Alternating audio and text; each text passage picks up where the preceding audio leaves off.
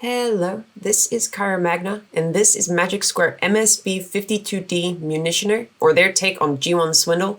I'll be taking a look at the toy version today, as you can see with the transparent windshield there, but I've also got the original B52 to compare him to. But before we get to that, we're going to take a look at the box. As you can see, it's a flat black print with a reflective gradient linework piece of Swindle.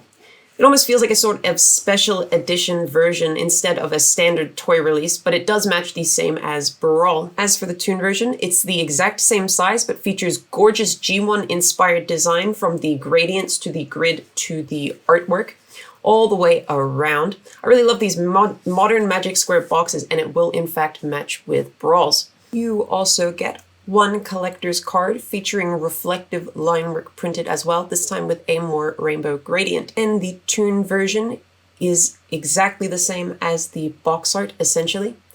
Don't really care for these cards. As with any transforming figure, you get a set of instructions. I actually found the transformations simple enough that I could follow them without a video guide. Moving on to accessories, you do get a solid amount, including the toy-style combiner foot, featuring both ankle articulation that's quite tight and toe tilt like so. The Toon version will come with this alternate foot, which features the exact same articulation as the toy version. You get Swindle's handheld gun, which is quite simplistic and thin, but I think it does the job, which he will hold in either hand quite easily, like so. You get his arm cannon for the bot mode, which I think is sculpted quite well, which will tab into the tab on either forearm from the front, like so. Or you may use these tabs on the side here and these on the side here, and attach it in a more Starscream-like manner, like so. You get an adapter piece to plug his weapons into his Jeep mode. And to use this, there is a port, and you're going to want to take your arm cannon, and there's a port on the arm cannon. Push it in like so. And then take the gun as well and push it in until it stops being loose, because it's kind of loose if you leave it and don't push it all the way in, and it makes this armature, and then you can sort of pull apart the Jeep just a little bit here and insert it in between the two halves using some classic Magic Square flex. And there you go, you pretty much have the full alt mode. And you get the spare tire, which will tab into the back of the bot mode, like so, which will attach to these two tabs on the back of the Jeep, like so. I would have liked some alternate hands and faces for the character, as he is quite expressive and has a lot of character in the cartoon, so it's unfortunate that you didn't get some sort of smirk face or open hands. But moving on, and here is the figure. We're going to talk from the top down. Number one, the head sculpt is super on point. I think the helmet works quite well, and the painted face and the eyes both look quite nice. Coming down from there, you have a transparent window, which I think should be frosted a little more because you're seeing this orange and purple breakup. It looks really nice when you do get it to pick up on the light, though, like a little bit like that, I suppose.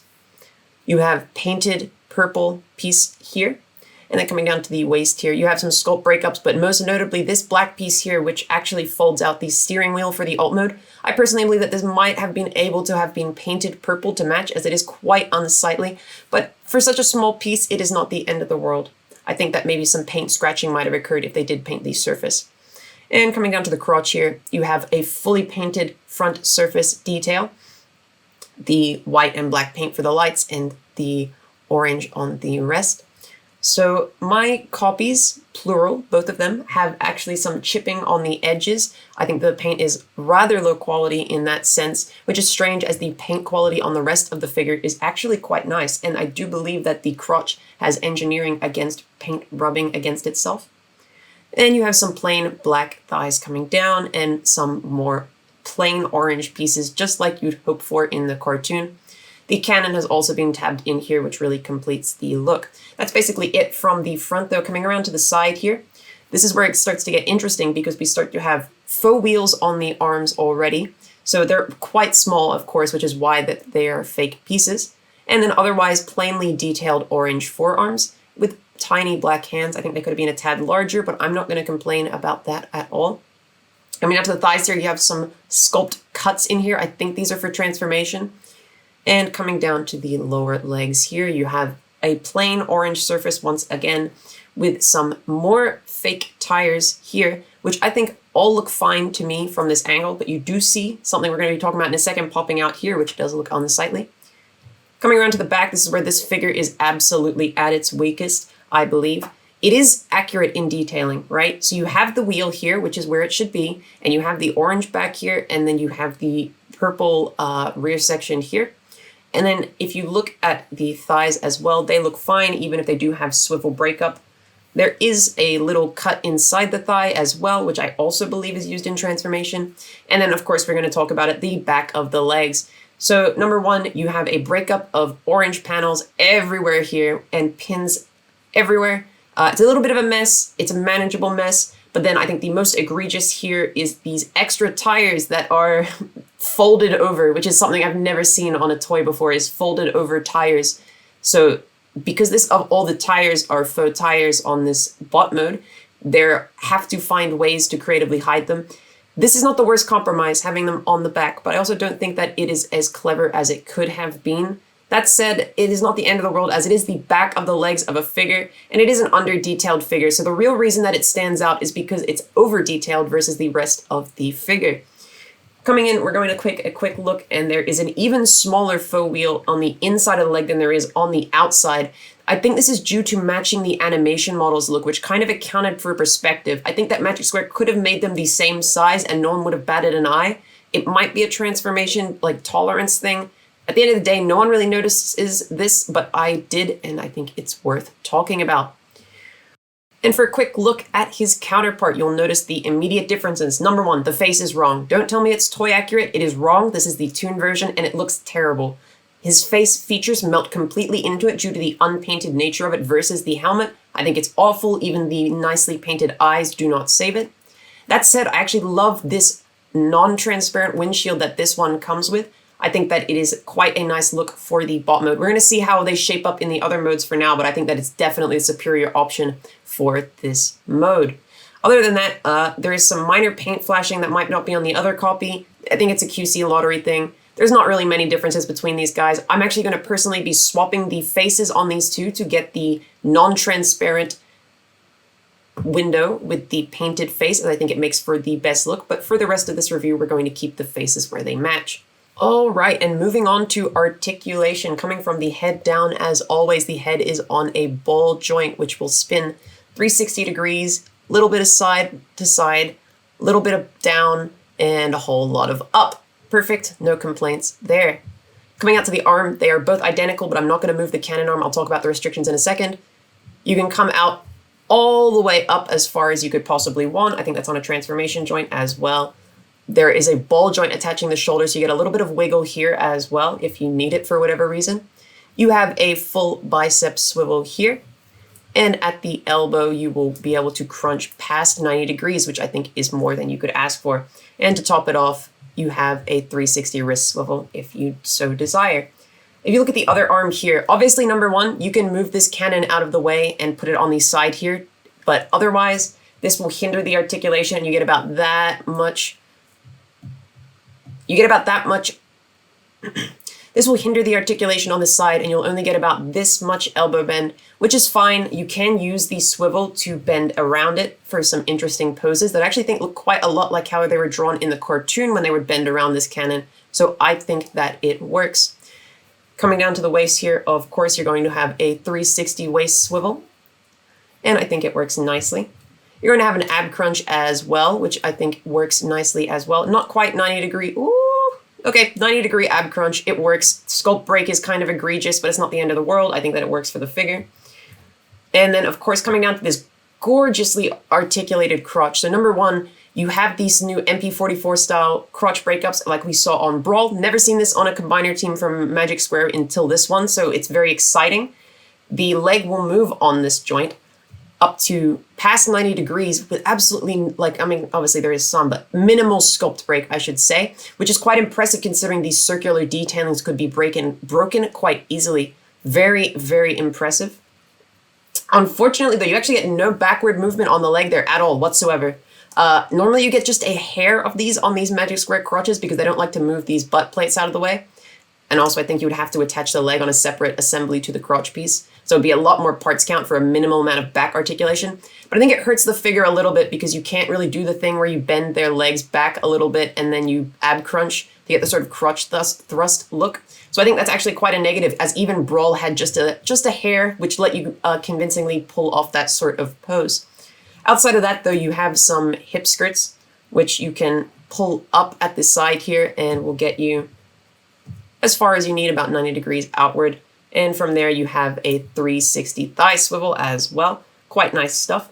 And if we bring this up, you will see that the leg is double jointed and will get you underneath 180, but you know, it's more than enough if you ask me. Swindle pulls off jumping poses that look at something like this in the show, so I think that it works quite well. You don't really need to get any higher than that. Other than that, moving down to the feet here, there's actually an interesting amount of foot articulation, as you'll get the standard ankle rocker, but it will go all the way around as far as you need, way past 90, because there is like a double swivel joint on the toe there. And because of that, it means you can actually get the reverse as well, which can help for some sort of walking pose and stuff. If you just want to use it subtly, I think, like I like to just use it just a fraction like so. And other than that, there's actually a slight piece of toe tilt as well that will get you just a little bit up if you so desire. I think the feet are really well articulated on this guy. I think the entire guy is well articulated, to be fair. I absolutely love this figure. I think that it's one of the strongest Magic Square releases in a while when it comes to that sculpt and articulation, and I think I have just shown why. For some size comparisons, here he is with Magic Square's 2.0 Optimus Prime. Here he is with a New Age Constructicon. Here he is with New Age's Cliff Jumper.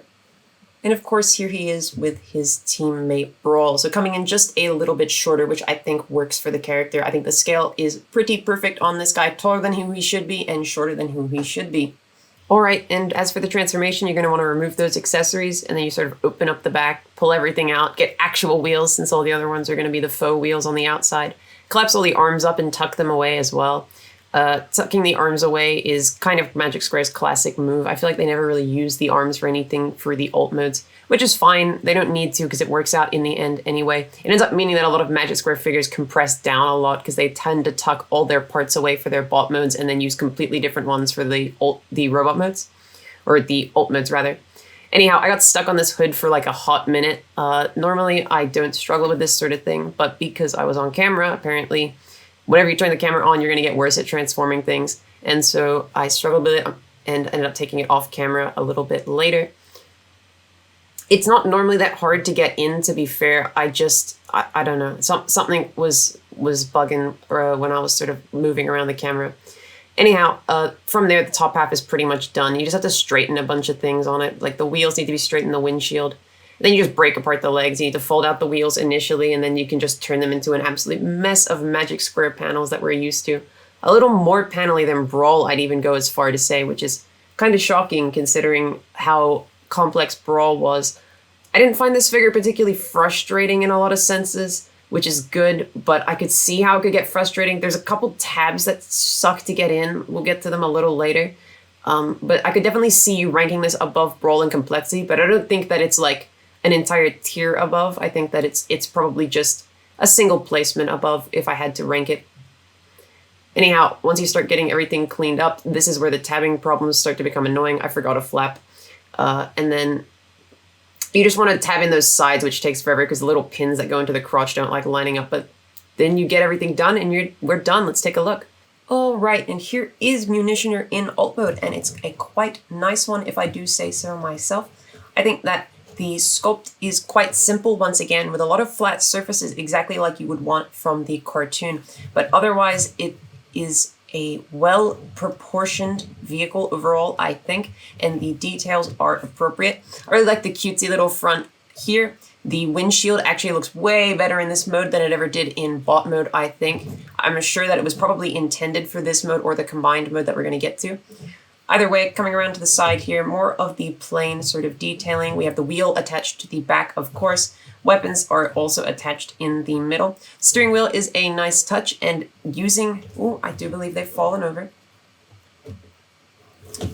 The seats here end up actually using the thighs protruding from the bottom there to complete themselves, which I think is quite a genius little piece of engineering. Of course, this isn't quite believable as a car when it comes to the seating area fully, but it absolutely helps, and I think that it completely works until you stare at it for a little while.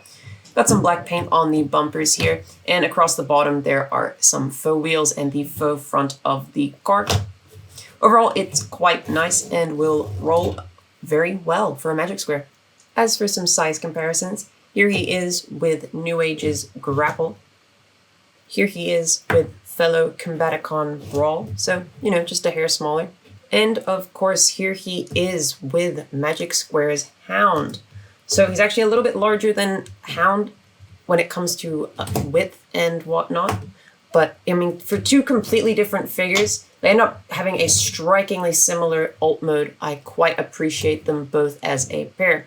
Last but not least, of course, we have the original release of the figure with the non-transparent windshield. And yeah, I mean, this looks a little more cartoon because the windshields in the cartoon were often not transparent and they were cel-shaded. And sometimes in Season 3, they weren't really shaded at all, so they ended up looking like this. I think this would look a little nicer with some cel shading. But yeah, the window absolutely works better on the other one. That's the only visible difference in this mode for the record. Alright, and to quickly get this guy to combine mode, it is not a lot of work. The first things first is you're going to want to take the tire off the back here. Split open the legs a little bit so you can pull off the weapons. And you're actually going to want to leave these split because now we're going to attach them to the port on the base of the foot here. So you can actually just sort of grip the little port pieces on each side around the foot and then recombine them like so. And then from here, I'm going to use the Toon configuration real quick, which is folding the steering wheel behind again like so. And then you're actually going to rotate this entire section around, press it back down, fold the window shield down and push it up a little bit like so. Fold the seats up, move the bar down. I like to move it to about here. I think that's where the combiner port will be up the top there. And then you're going to just want to tab the sides back into the front of the car, which, as I mentioned a little bit earlier, is a little bit of a pain, but that's okay.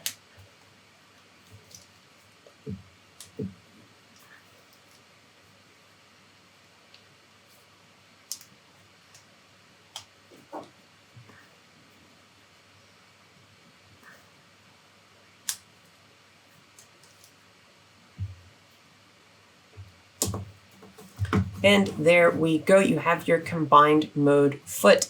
So, I mean, yeah, it works. I don't really like the level of detail on the front one here, but the detailing is correct, to be fair. You have, I mean, it's the block of color plus two purple accents is how it looked in the cartoon. Wasn't particularly detailed, and I think it works. And real quick, here is the Toon version. I've actually got it in the more toy-esque configuration, though, with the giant purple hood on the front, which is very G1 inaccurate. I don't really like the look, but the actual cleanliness is a lot nicer. The transparent windshield, or lack thereof, also looks quite nice coming all around. The tires are actually located on the front, on the back here, which is more G1 accurate, versus these ones, which, as you can see, are on the front, which is G1 inaccurate. On the back here, they're actually going to cover up this with extra pieces from Onslaught to thicken out the leg as well. And real quick, we'll take a look at them inversed so you can see that the transparent windshield also kind of works for this. This actually kind of looks more Toon in this because you can see the purple behind here, so you get 2 purple detailings and all 4 wheels. The problem is that this purple detailing is too big. And then here, of course, is the Toon one, which you're not even going to see the windshield on the back here, so I think that it works fine. And obligatorily, here is Brawl next to him in his foot mode as well. They make quite the pair. I'm very excited for the combiner. And here he is with Brawl in his Toon foot mode as well. As for my final thoughts on this figure, I'm going to start with the negatives. So obviously the accessories I have already talked about, their lack of alternate faces with a smirk expression and the lack of alternate hands. For the price point, coming in at about $46 on Show Z is notable considering releases like Magic Square's Ironheart came in at about $40 and included about 4 sets of hands. I know that the foot is big, but I still don't think it's a fair justification considering the difference. The complexity is pretty high on this figure, so if you don't like complex transformations, you should not be picking this up. That said, I love them, and so if you do enjoy complex transformations, this will make an interesting and challenging puzzle for you, I think. Of course, the release schedule for this is an absolute mess with the face and windows. We already talked about that, so you need to keep that in mind when picking up this set in any capacity. As a last nitpick, the materials, I think that the paint was a little subpar on the crotch, which is strange considering the rest of the paint seemed okay. As for the positives, the sculpt is absolutely fantastic, coming in with no gaps in almost any direction. The accuracy is unparalleled as well on it, going so far out of its way to make sure that even the things such as the faux wheels and all the faux parts are in fact 100% proportionately and detail accurate to the cartoon models, which is just a gorgeous sight to see. I wasn't sure we'd ever see something like this. The articulation is also off the charts as well, paralleling some of the best articulated figures minus that back leg movement. So keep that in mind when buying this figure. I think that as a toy, this is absolutely fantastic, but there are a few pitfalls to keep in mind. That said, I have been Magna. Thank you for watching. Don't forget to like and subscribe. See ya!